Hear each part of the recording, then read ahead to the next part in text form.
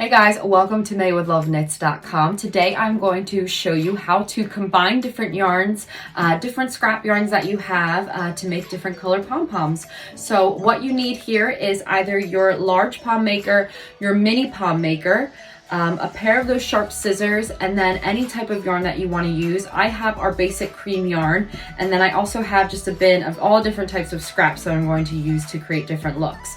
So whether you are using your mini pom maker or your large pom maker, both are going to work, same methodology.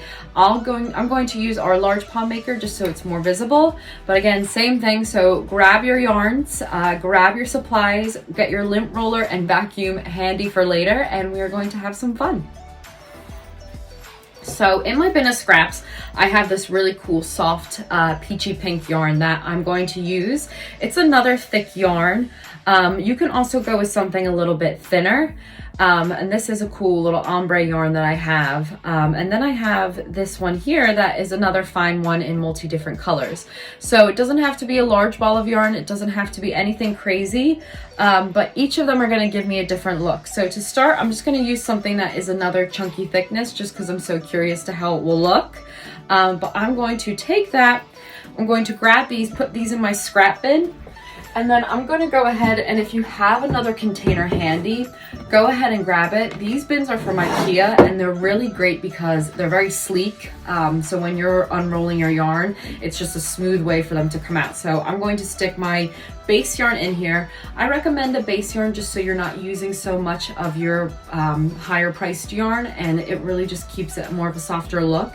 I could go completely one pom in this color, but mixing with something that is a cheaper yarn just saves you cost. So it's completely up to you, but this is gonna help you show you how to run two balls at the same time. So I'm going to find the end of my cream and the end of my peach one and just get them close to even. And then I'm going to go ahead and just dump this on the ground so I just have more slack. And then I'm just going to give myself some room here. And then I'm going to grab my pom maker. So I have our large pom maker here. I'm going to open up one side. So I am a righty here, and I like to use my right hand mostly and just have my left hand hold my pom maker.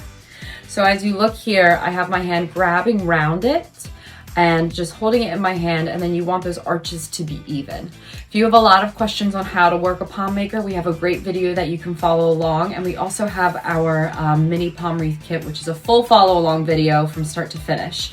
But those are your basics there, and this is just kind of to show you that you can run two pieces of yarn at the same time. So getting them close to the center here, and I just like to use my index finger just to hold it down.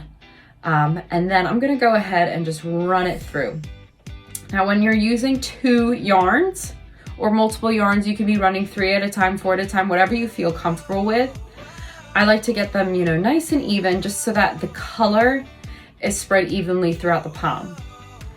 If you did something like I ran the cream at one row and then a peach at one row, you'd get a stripy effect. Again, could be something that you're looking for. But I like running them together because it just gives it something even. Keeping those tails out of the way. Just wrapping here. So the colors I have are peach and cream, so they're very similar. So if you can just see the gentle softness.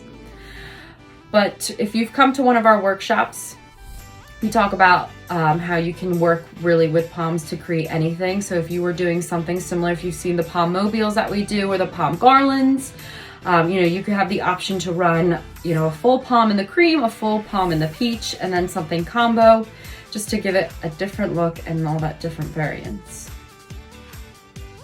And like I said in the beginning, the mixing with a cheaper yarn just helps with cost, so you're not wrapping so much of an expensive yarn.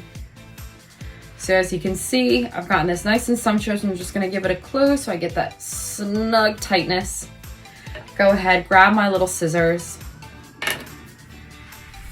and chop this off right here. Same thing on the other side. Getting my tails close to the center and then wrapping it. Give myself some slack here. And then just wrapping back and forth. Same thing works if you're using the smaller pom maker, just creates a smaller pom.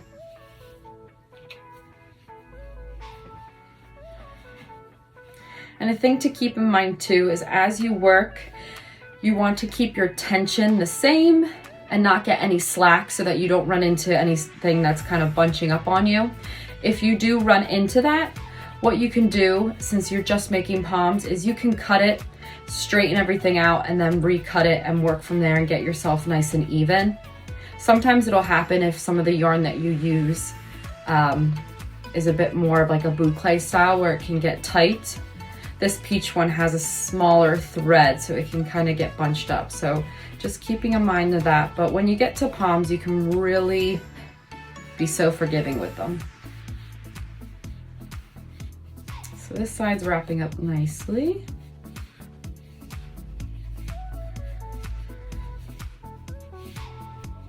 And then once I have this side done, I'm gonna go ahead and close it. That's nice and snug, and trim this. Now, just to be safe, I'm going to cut a 10-inch length with both of them. If you have thick enough yarn, like this cream one is nice and thick, you can use that as your tie, but just to keep it nice and cushioned, I'm gonna use both as my ties.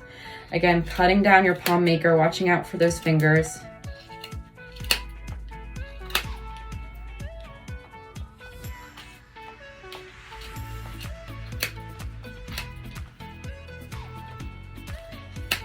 And if your little ties from the end get out of the way, you can just trim them to match the height and scoot them out of the way. Just saves you some trimming.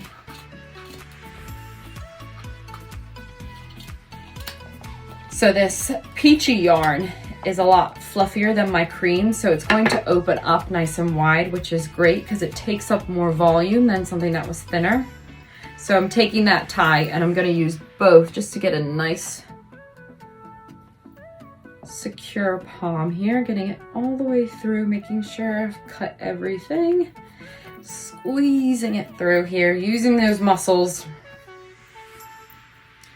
and then tying once with a squeeze, and then tying again. Nice and tight. And then opening up here. Oh, there we go. And the other side, cracking that palm open. Woo! And there goes that fluff. But there is my palm.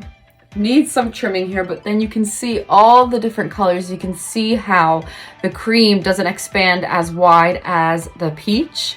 So it just gives you a different variant.